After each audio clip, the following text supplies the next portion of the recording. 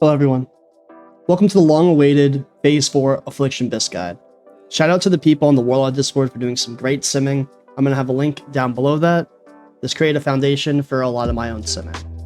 I'll go through each slot and talk about the best, plus strong alternatives as you're building a set that can take down Heroic Lich King. At the end of the video, I'm going to go through which pieces I would gun for first in my sets. I hope you learned something, and if you liked the video, please like it below. I put a lot of time into this, and you liking the video makes me know you want more content. Enjoy. Alright everyone, let's get straight into it. First, let's look at the actual sets themselves, and this one here is going to be the Horde set. This one here is going to be the Alliance set. If you look very closely, the only difference right now is a few of the gems and the bracers, and this is because the 277 bracers have 52 hit, and the 10-man bracers have 38 hit, but they have haste instead, so they sim a little bit better for Alliance because we can sacrifice that hit.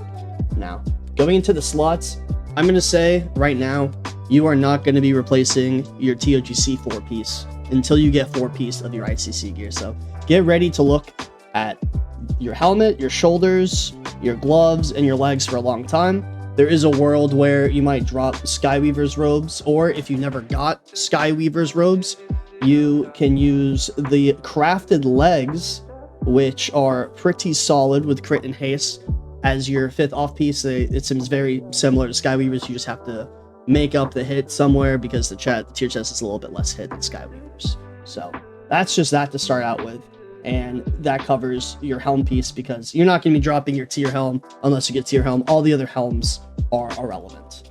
Going into neck, your current neck hopefully is Wail or Cry of the Valkyr, or maybe you're still using the 10-man neck from Sidereal.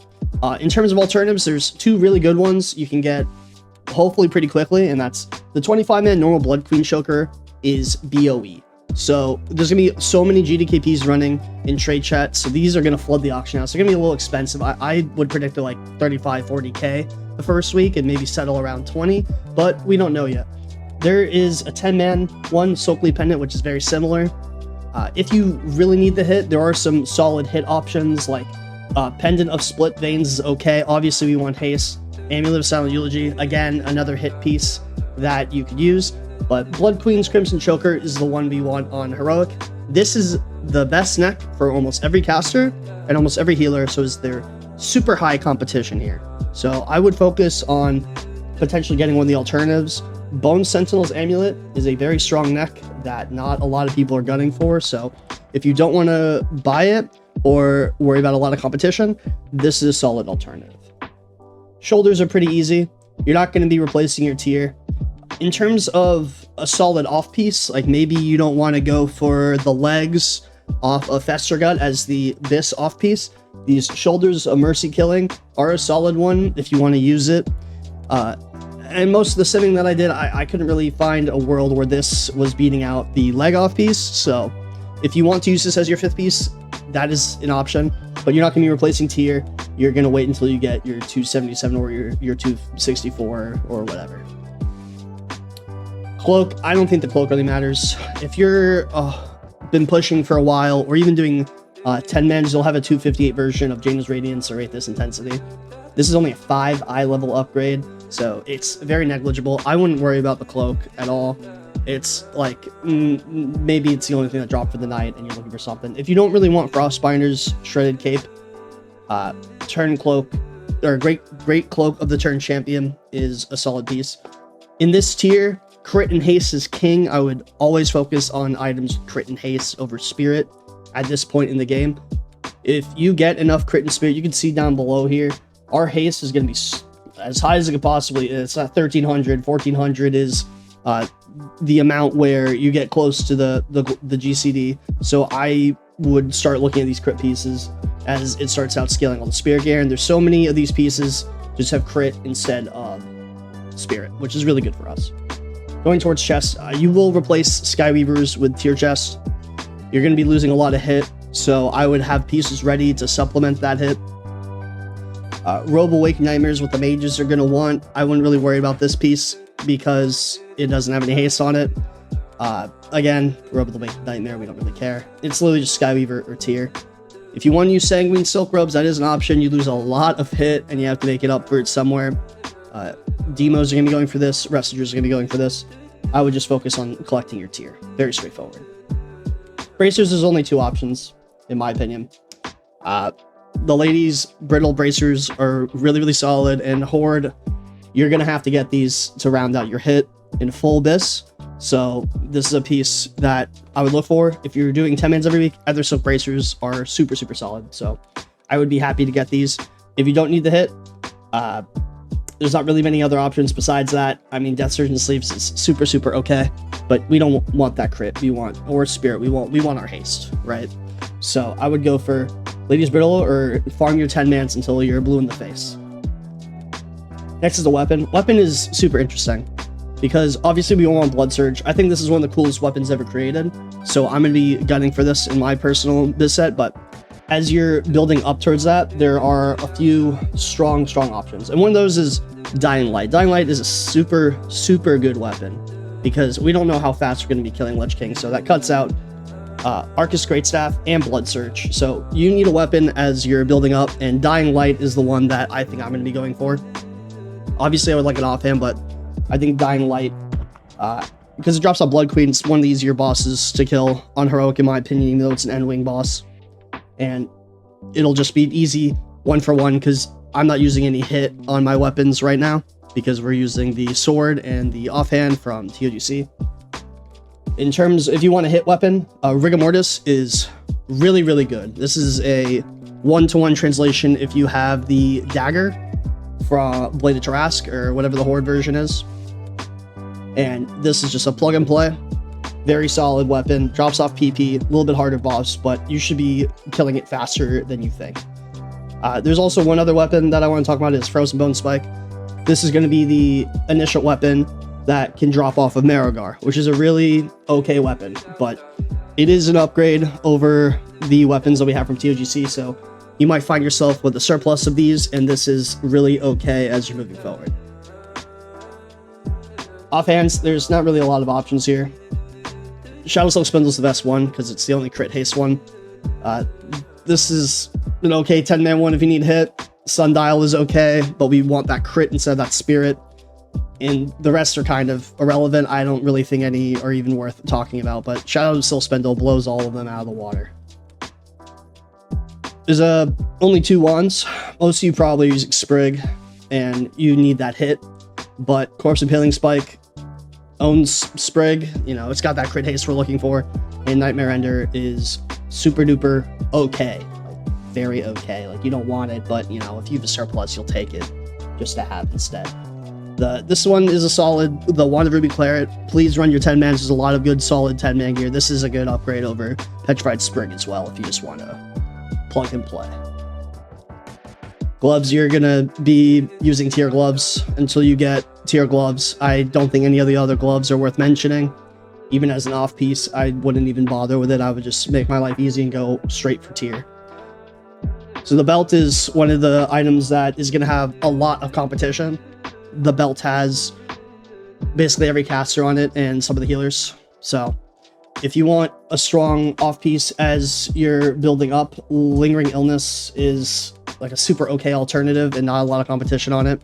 Obviously we want the haste over the spirit. We don't want the spirit, but if you need to get a belt because you don't have a belt from TOGC, that's all right. There's a strong 10-man one, basically a 1-for-1, 277 to 264, that I would rather have this over Lingering Illness, but the Lingering Illness drops off Estergut, and I don't know how often you'll be running your 10-mans, so you might run into a surplus of these faster than you can get a Cauterizing Cord, or Cauterized Cord, sorry. And Crushing Cold Wraith Belt is obviously will be wand over everything, and it's a direct upgrade over any belt that we had before.